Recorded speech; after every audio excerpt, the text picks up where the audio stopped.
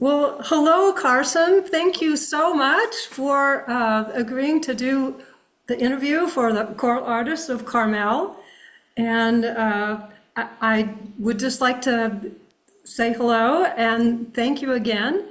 And I will talk just a little bit about you and your accomplishments. You were born in Rochester, New York, and you have a catalog of hundreds of works, and you're only it's like something like 40 years old or 42. Sure. And the music is in many different forms, from the solo instruments all the way to operas, not just one opera, but operas, and orchestral works, to hymn tunes. And you've performed in you've performed all 6 continents, and from Carnegie Hall, and I just love this, from Carnegie Hall to the basket of a hot air balloon. And your music appears on 40 recordings, and 20 of them are just completely all your music. And you've been busy being composer in residence at Harvard University since 2006. And I picked out, you have many people commenting and saying amazing things about you. And I loved this one comment from the Records International. They said, composer of extraordinary energy and fecundity of imagination. So there you go. And so welcome again. And thank you for writing beautiful music. And I'm so fortunate that I've learned about your music, and I'm going to be performing it this November. We'll do the Nunc Dimittis, which I think is just spectacular. I'm very excited about it. So I'll let you answer some questions. I want to know a little bit about what are your earliest memories as a musician? I'm not sure I remember what the actual sort of beginnings were, but I grew up in a family that music was a fairly normal part of what we did. Only one member, my maternal grandmother, was a professional musician. But everybody else sort of was involved in music to one degree or another, or at least avocationally or enjoying it.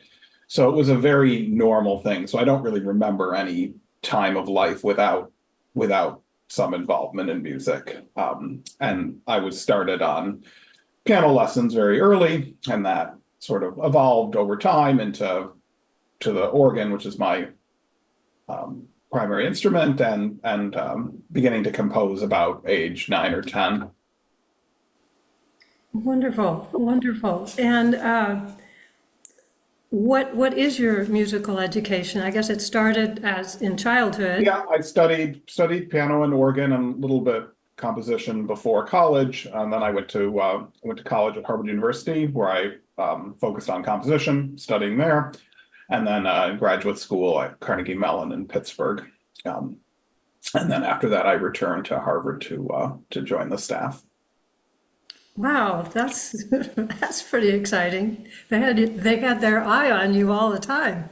So, and what inspires you to compose? Well, most of the time, it's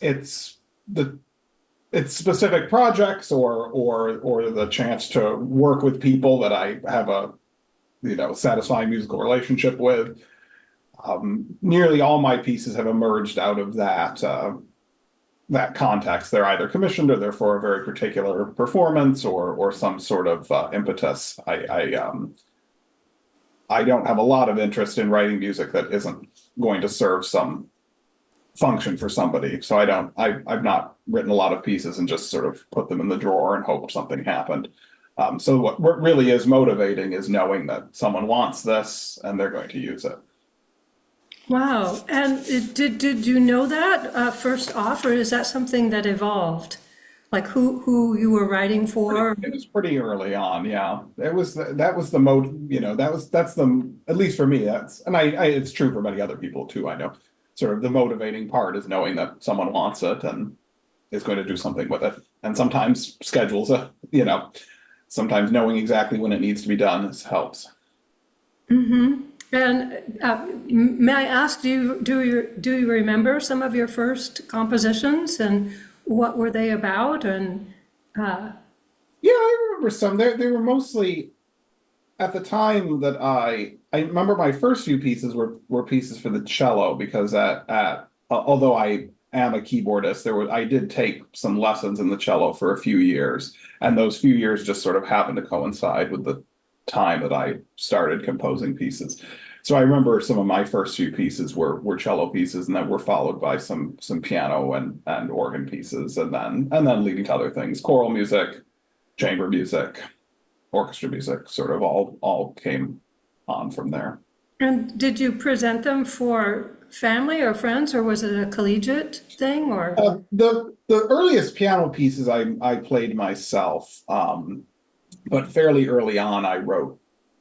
Within the first few years, I wrote some pieces that were for ensembles of similarly young musicians that I knew, and that the pieces were played by them all together. Oh, wonderful. And what is your compositional process? Well, I mean, it's connected to that, sort of knowing what the project is going to be, and then usually spend a reasonable amount of time thinking about what exactly the piece might be and how it might unfold. Sometimes that takes place long in advance because sometimes a project is committed, a year or more out. So you know that in 2 years or so, this piece will be done. So from the time that you start, you begin having some sort of ideas about what it might be, and you keep thinking and refining those over time. And then it gets to the point where it's time to actually write the piece out and compose it. And usually, I find for me, usually by the time I get to that stage, that goes pretty quickly because you've spent all these months beforehand really thinking about it. Okay, so you're thinking and imagining, and that work is taking place, and then it's like sounds like, and then it just seems like the right moment, and it just comes out. Yeah. I mean, the actual writing out of the piece is not the sort of difficult part when you've done sort of all the preparatory work for it. When all of that is in place, then the actual writing out of the piece is really pretty easy. And then the preparatory part is all up here. It's not on paper and pencil in front of you or computer. Or... It's mostly in the head. Sometimes there's a little bit on paper. Maybe it's sort of writing out some things to remember as you're going along. But it's mostly all mental work. Yeah. Yeah. So anyway, so I have to ask about the hot air balloon. So that was a Yeah. It was a piece for several trumpets that was played. It was played for the anniversary of a now defunct company that did hot air balloon rides, and I knew a little bit one of the people that was involved with it had been his family's company, and he sort of almost jokingly asked about, why don't you write something for our anniversary? And so we had this idea of a couple trumpet players in hot air balloon baskets. And so it was that. It's a very, it's a pretty insignificant thing musically, but and a project, but it's just sort of a fun, it's a fun anecdote. And it just sort of exemplifies something that I feel is important, which is the idea that sort of new music can exist for any occasion and anything, whether it's a major orchestra at a top concert hall, whether it's people celebrating something just out in the real world, whether it's at a wedding, whether it's, the idea that new music can be a part of anything and everything. I think that is very important. So that's why I offhandedly mentioned the hot air balloon, because I think there's sort of no context that can't, there can't be some sort of place for new music if one wants it to be there. Oh, wonderful. So it's, could you elaborate a little bit more about how music fits in on an everyday, every moment Well, basis? it's just that there's my interest is in contemporary music and new music, and the idea is just that there's places where new music can be performed and commissioned or made to be a part of things, like at things that celebrate different events or all sorts of things. That's all. It's just the idea that it doesn't need to be. It doesn't, it's not only something for a major music festival or something. A local ensemble or a bunch of amateurs or something can also be a part of new music, and it can involve contemporary music as well. It doesn't just have to involve pieces by long dead composers. Oh, that's wonderful. That's wonderful. And I just wanted to speak a little bit about the Nunc Dimittis. Mhm. Can you speak a little bit about maybe that was a commission and what was going on in It wasn't your a commission. It's mind? part of, yeah, it's part of pair, Magnificat and Nunc Dimittis, which is those two texts are set as the canticles for evensong, which is the traditional service of evening prayer. These days, most commonly sort of used in the Episcopal Church that way. And an evensong service involves settings of both those texts, and so there are thousands and thousands of settings of those two texts by composers from the Renaissance to the present. So I've written three pairs of Magnificat and Nunc Dimittis settings over the years, and the one you're doing is from the second setting, Prescott service, which was it was not a commission, actually. It was written as a gift for one of my best friends from college for the birth of his first son, with the idea that it was going to be performed at a service of evensong at which the son was going to be baptized and presented.